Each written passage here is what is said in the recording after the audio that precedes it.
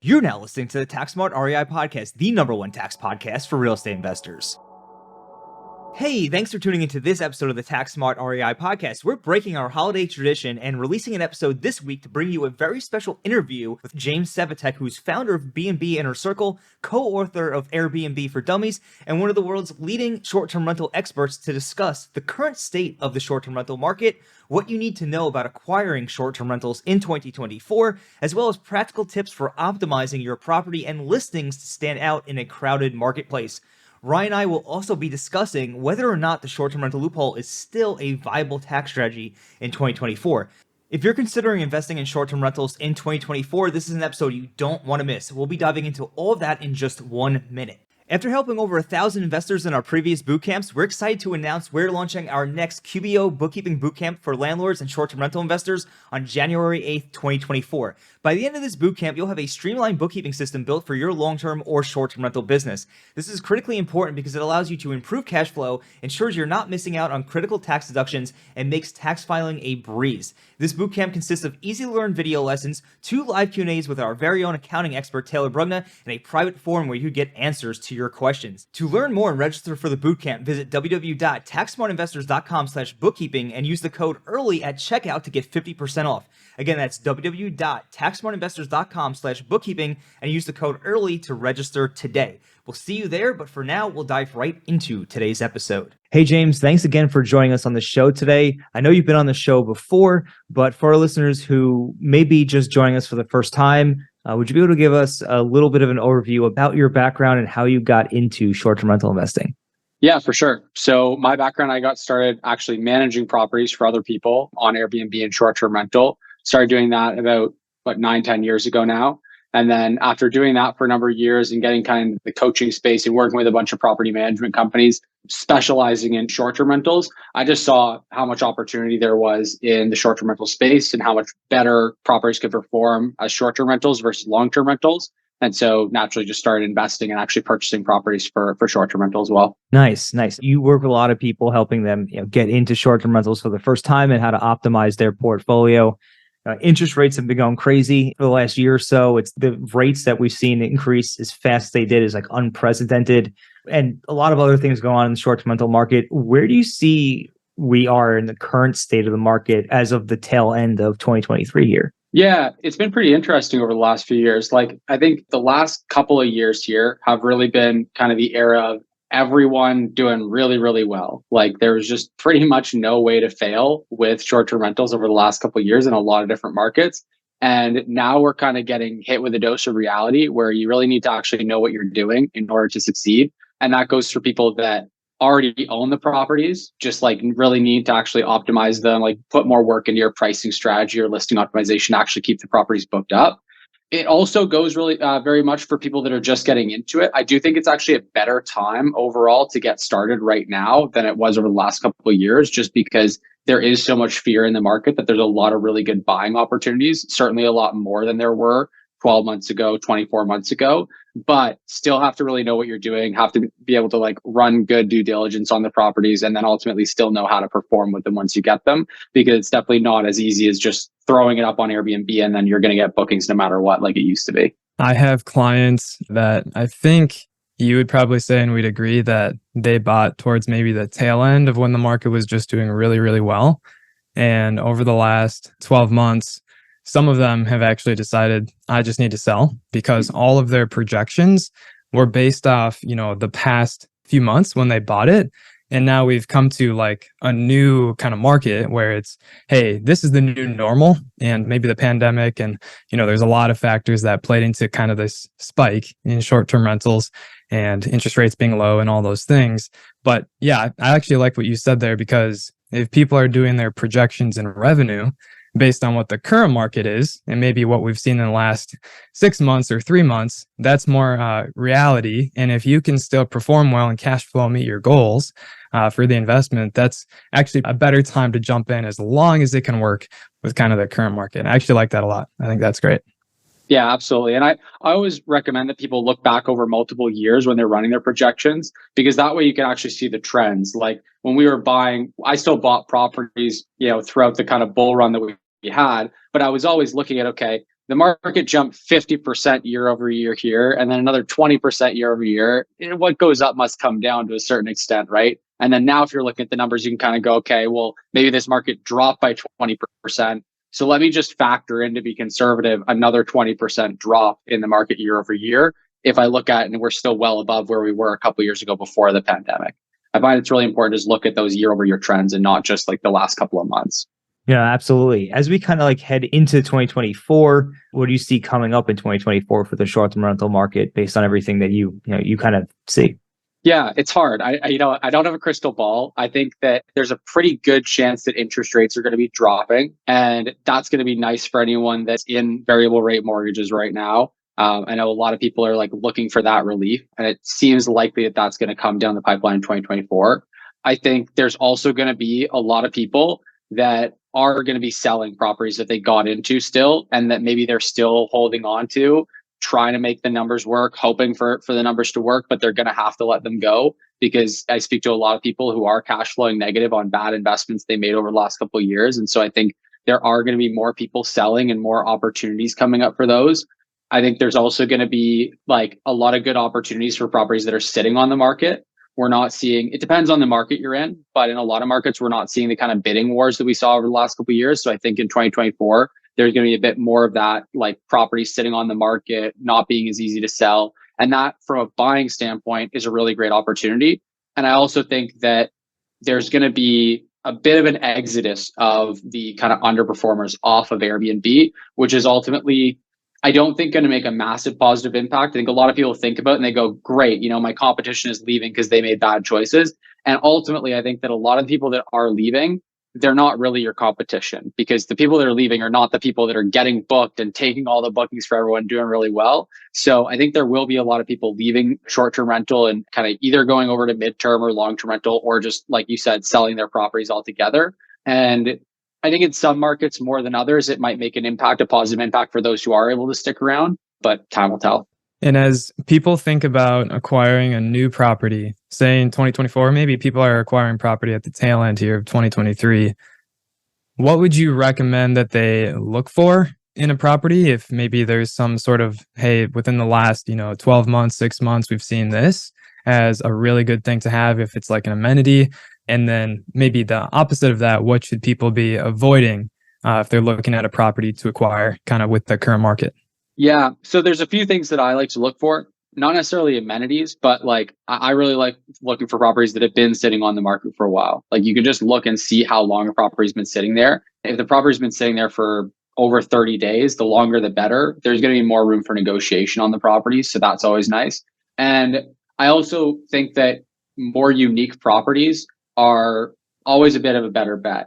If you look at markets that are like very, very saturated, like Kissimmee, Florida, like the area around Disney, that kind of stuff, like that's probably one of the most saturated markets in all of North America. And I think I hear a lot of people talking about saturation and worrying about saturation. And I think there are very few markets where saturation actually plays a big role. Kissimmee and that kind of market being one of the few, as long as you're buying unique properties. I think that if you're buying unique, kind of more experiential properties, you don't tend to have to worry about that. It's when you buy a property that's just like everyone else's and there's nothing to differentiate you that you can run into trouble. And Kissimmee is one of probably the only markets I've seen where like I've seen people go above and beyond and do like whole Disney themed properties, like have this, that, and the other thing. And there's just so much of that in that market that like there's almost nothing you can do to differentiate yourself. So there are a couple of markets where you really want to look for, where you really just want to kind of steer clear for the most part, unless you can get a really good deal. And then other areas, I think that depending on what the draw is to that area, adding unique amenities that are going to make your property really stand out, or buying a property that has those unique amenities is really helpful. Unique offers is always key in any business. So I think what we're hearing here today is that short-term rental investors, that this is an actual business, right? The free ride is over. You actually have to do work. You actually have to operate it as if it's a real business and look for things that are going to make you stand out in the marketplace. Now, when it comes to the other side, once you have takeover of the property, what are a few things that investors should be doing to optimize that property, to maximize their listing so they can effectively stick out in the marketplace they can't just take photos on their iPhone, right? Yeah, it's again, it's like you actually have to try. You actually have to kind of know what you're doing. Whereas before, you kind of could get away with that stuff. So bare minimum are like having really good photos, professionally done photos, having a really good listing headline, listing description, and having really solid pricing strategy. Those are kind of like your bare minimum. And I would say that 70 to 80% of hosts are lacking in at least one of those areas. Most often pricing strategy. I think there's a lot of people, especially right now, who are using very emotional pricing and they're kind of freaking out that they're not getting booked, dropping their rates down really low, and they're having issues there. So having a really good data-driven pricing strategy is one of the basics that I see is kind of missed the most. And then I think in a lot of markets, if you nail those things, you'll probably do well enough. You'll probably do okay. And if you want to do great, then that's when it really pays to look at like expanding to other booking platforms, like for example, a VRBO or a booking.com. So you can kind of multiply what's working and get more visibility on the property. I generally only recommend doing that once you have something that's working, because if you launch on, say, Airbnb and you're doing a terrible job, you have bad photos, all this, and then you multiply it, you're just kind of multiplying a headache. And then there's other stuff you can do as well, depending on the property, like email marketing to like remarket to existing guests. You can do social media marketing. You can drive direct bookings. There's all kinds of different strategies that may or may not make sense depending on the property. But I'd say there's kind of the bare minimum things you have to do for just like listing optimization. And then if you want to do better, then expanding your reach and having more channels than just Airbnb is helpful as well. Would you say simply using price labs as revenue management is not a good pricing strategy? Because that's what I do. I just use price labs and I feel like it helps me figure out like, okay, here's kind of your, potential market rate. And then based on that, it's like, okay, here's what your nightly day is going to be for every single day. You feel like there's a lot more involved there that even I'm not thinking about there? Potentially. Price Labs is a really good tool, and it depends on how you're looking at it and how you're using it, right? I think a lot of people have this idea in their head that one of these tools like Wheelhouse or Beyond Pricing or Price Labs is just going to be, I just sync up my listing one time. I never even have to think about it or adjust anything. And then I just forget about it. And it just like optimizes my pricing. That's and me. I find, yeah, that's rarely the case. Rarely the case. I find that it's certainly, in most cases, that's better than letting your emotions drive your pricing decisions, because people's emotions are probably like the worst thing to rely on. So it's nice that it takes into account all the data. But I would say that Price Labs specifically, like that's the tool that I use for optimizing my pricing. It's really good in terms of how you can customize it, what information you can give it to help it to perform better. But you got to remember that none of these softwares actually take into account any of the qualitative aspects about your property. It's all algorithmic. It's all just numbers crunching. And so it doesn't know whether your property has some amenities or some added decor or an added feature that the property next door doesn't have that could allow you to charge a lower rate, or that your property is missing some of those amenities that the other property beside you does have. That means you should be charging a lower rate to stay competitive. And so I find that there's some customization and kind of tweaking you want to do to the software to account for that. And then I also think that one of the easiest things you can do with any one of those softwares that definitely helps is setting up custom seasonal profiles. Because if you have the same kind of mentality or the same philosophy influencing how you price your property in high season and low season, you're always going to be missing out on opportunities in one area.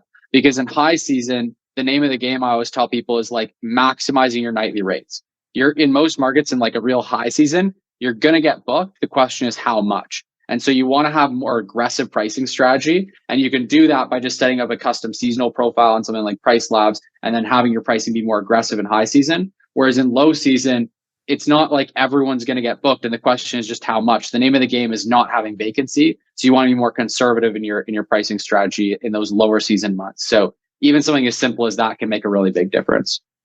That's great. Do you also do or recommend, I've heard of like people using multiple different seasons of photos. So like they have different photos for winter months. They have different photos for like the fall and the summer and the spring. Do you do that with a lot of your properties, all your properties, anything like that as like a strategy just for kind of optimizing? Yeah, 100%. I think it's a really great strategy. Like on the one hand, just updating your listing like that is going to help boost your performance a bit. It's not going to be game changing, but it will help you boost you in the search algorithms a little bit. And then the thing that's really nice about that It depends. Like my properties are in Canada where it's very seasonal. Like we have a summer and we have a winter where there's like proper snow, proper sunshine. And so the people that are booking for winter time, like one of my properties, for example, it's about 10-minute drive from a nice ski hill, right? So, and then there's snowmobiling, there's like ice fishing that people come up for. There's all kinds of like winter activities that draw people to that area. And so when they're booking that stay for the winter, I want them to know that I'm 10 minutes away from the ski hill. So I highlight that really high up in the listing. I think wintertime photos of the property are nice, but even better than that is like I have photos of the ski hill nearby. And then in the captions, I say how far away it is. I have photos of snowmobiles on the snowmobile trail. So people know that I'm right by the snowmobile trail. Whereas in the summertime, people want to know that I'm 5 minutes away from the lake. They want to know that they can go kayaking and paddleboarding. They want to know that there's like nice hiking trails nearby. So I think you can apply that to more than just seasons as well. Like if you're right near a venue, like a football stadium, during football season, make sure you've got a photo that shows your proximity to that football stadium. If you're right near a venue where a really big concert is coming in, then for the period where people are going to be booking that concert, make sure you've got a photo that shows how close you are to the concert venue. So things like that can really help to ensure that the people that are booking for those like specific events or amenities or things nearby are actually booking your place because they see how well your place actually caters to whatever that is, the season, the event, whatever it might be. That's a great point. So me and my wife actually went to Gatlinburg, Tennessee a few months ago. And as we were looking for a place to stay, the hosts had like a picture from their place to the national park, Great Smoky Mountain National Park. And that was actually really helpful. And I think that was actually one of the things that made us book with a certain place, because we were actually like, oh, this place over here is actually more beautiful. It's a greater view. And they didn't have the whole like distance to the park. When we looked it up, it was like an hour compared to like 15 minutes. But like just having that comparison, like having that in the photos as you're just kind of scrolling through on your phone or maybe on a computer, that was actually really helpful because that was really important to us. And you just never know exactly why someone's going to book. And so you having that information in there, sometimes I always see it as kind of corny. It's like, I should just have the photos of the property. Why would I have like screenshots of Google Maps and stuff like that? Like, I don't know why people are coming. And I'm in Minneapolis, Minnesota. So we absolutely have the full, cold, and yeah, it's 50 here today, which is amazing. But point being, like, very seasonal as well. But yeah, having those additional things of, hey, this is why you might be coming here, and putting those into the photos. I hadn't really thought to do that, even though it's like, well, I booked a place because they did that. So I should consider doing that. Yeah, 100%. I always tell people, like, the goal of your photos should be to showcase your place, right? Have really nice photos that showcase the actual property, help guests to envision themselves staying in the place. So that's where staged photos come in, and having the fireplace on, having, that kind of stuff. And then the other piece is just answering every potential question that a guest might have. Because I always operate on the assumption that guests are lazy, right? They don't want to go and read through my listing description, click the show more button if they can find it, read through a whole thing, comb through a paragraph of text. If I can just answer their questions in the photos without them having to read a caption, read a description, figure out anything else, message me any of that, that's going to help to increase conversions. Yeah. So I got a 2-star review from someone a few months ago. And I talked with Airbnb customer service multiple times, and it has not gotten removed. And they even admitted that it was irrelevant information back to us. I'm just kind of curious, from you wanting to get as many 5 stars as possible. If you get a bad review either, so my question is, how do you proactively make sure that guests are thinking 5-star, 5-star? Because at the Airbnb that we stayed at in Gatlinburg, they actually did a really good job saying, hey, this is what a 5-star means, a 4-star, a 3-star, a 2-star, 1-star. And what kind of came clear to us is like, wow, we should just say that and basically say, hey, this is not like a hotel.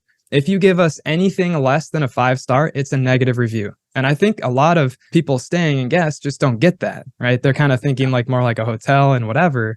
But anyway, with your wanting to get good reviews, obviously that's important.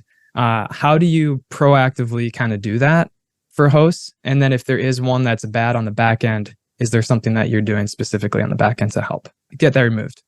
100%. So one thing we do, we have automated messaging set up for all of our properties, right? And the morning after someone checks into a property, so they check in the evening, the next morning, they're always going to get an automated message just asking them how their first night was. Hey, how was your first night? And in that message, it specifically says, it's super important to us that we deliver a 5-star experience to you and a 5-star stay. So we want to make sure we know if there's anything at all that you need to make your stay 5 stars. And we're saying 5 stars multiple times in there. And we're not saying in a context of like, hey, give us a 5-star review. We're saying we want to actually deliver a 5-star stay to you and making that really clear. That message, I found what'll happen is a lot of the time, if you don't have something like that in your messaging, then you'll have guests that come across this like little thing that they feel like it's so small that it's not worth bringing up. So they won't actually proactively message you and say, hey, there's this thing. Because they're like, I don't want to like bother them, or like, I don't really want them to do anything about it. I don't want them to come by and fix this thing or whatever, right? But then they'll leave you that feedback in the review.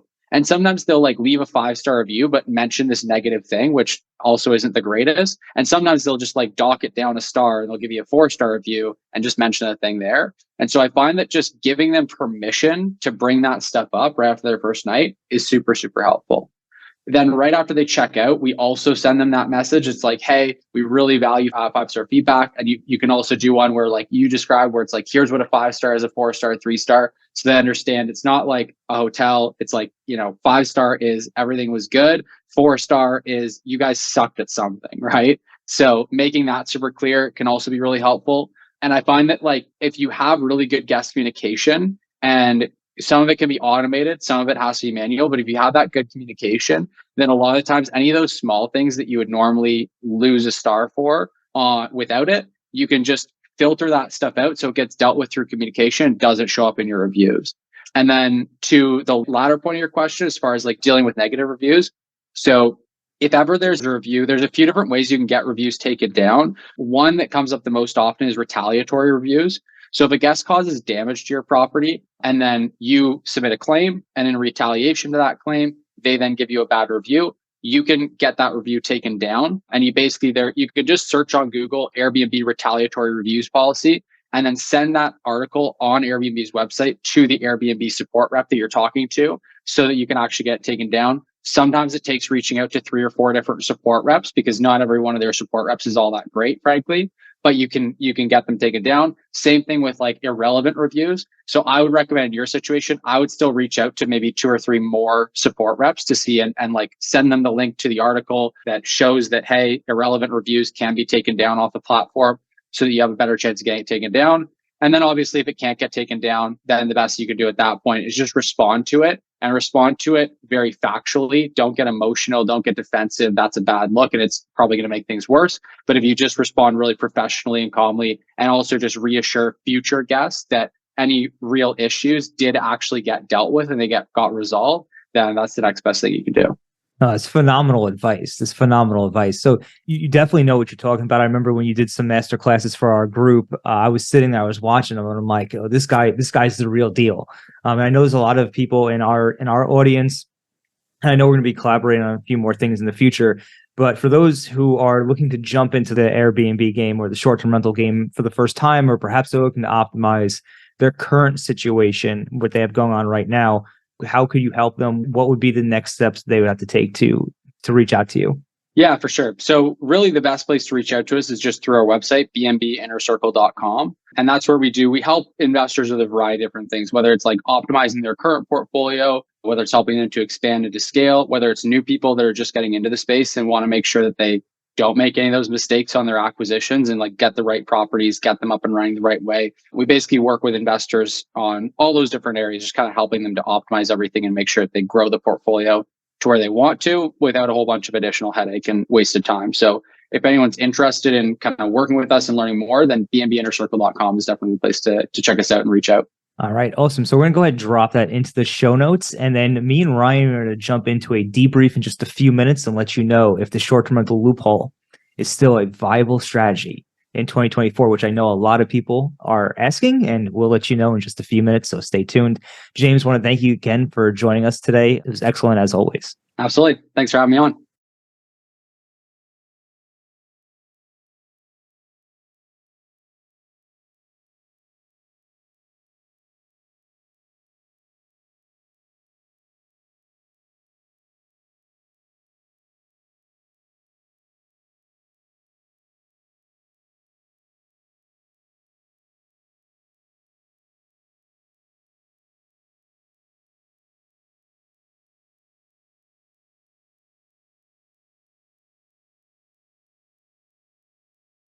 All right. So another great episode with James. He is the short-term rental investing expert. Helped a lot of people optimize their portfolios. Ryan, what was your biggest takeaway from that episode?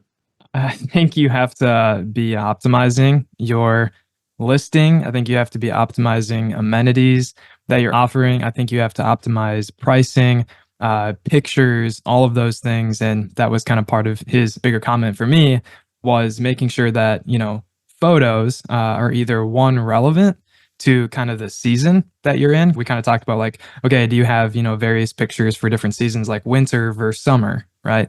Then we kind of talked about helping people understand the features that you offer. And he kind of talked about like proximity to this or to that, kind of just showing like a Google Map image. So I feel like ultimately, and this is kind of what he does, right? So it makes sense, Yeah. but helping people optimize their listing in order to stand out, in order to get the best price, to get the best people. So that was kind of my main takeaway. Absolutely, coming down to treating it like a real business and sitting there and optimizing. Unfortunately, the days of going and buying, a standard rental property, whether it be a single family house or condo, and just throwing it up on Airbnb or VRBO and hoping that you're going to make money, those days are over. And it is a little bit more competitive, and you have to just know how to optimize. Exactly. So that's a big takeaway. Another takeaway that I thought was interesting was how he looked at it. Like when you're making acquisitions, like a lot of people out there think that the short-term rental market is saturated. And, James, who's out there, he helps a lot of people get into and ultimately manage their short-term rentals and learn how to optimize. He's boots on the ground. He's actually doing it. He's not just sitting behind a desk analyzing data per se. And there's nothing wrong with that, but you get a different angle when you're actually doing it and helping others do it too. So the biggest takeaway I kind of got from him was like, right, no one really knows, or in general, it's like no one really knows what's going to happen in the macro economy. We're at the point now in 2024 where, or going into 2024 rather, where the Fed seems like they're taking their foot off the gas in terms of raising interest rates and may even reduce interest rates at some point in Q1. But the reality of the situation is no one really knows what's going to happen in the macro economy. So the way I'm kind of looking at the short-term rental industry in general is it's just like any other real estate investment. You have to follow the fundamentals, right? You have to find good markets to invest in. You have to find good properties to invest in. And yes, there's some regulation going on at the local level and the state level, and that's going to probably continue to happen. But if you're buying in the right markets, then you're not going to be facing those types of issues. Like if you invest in vacation markets, for example, those are unlikely to be regulated. And you have to do your own diligence. You have to see what is coming up the pipeline in your specific market. So I think the takeaway, what I'm trying to say here in summary, is that from my understanding, what James was saying is that short-term rentals is still a viable investment strategy in 2024 if you take it seriously and you know where to look for properties and you know how to acquire properties the right way and then optimize them to compete and to stand out on these short-term rental platforms. You're not just going to get away with just throwing the property up, buying any old property and throwing it up. Those days are gone. That's probably the biggest takeaway I took away from this episode. Absolutely. Yep. I know what everybody's waiting to hear a little bit about is the short-term rental loophole, the tax strategy, still viable in 2024? And Ryan, I know you're working with a lot of clients on a one-on-one basis. What are your thoughts on that?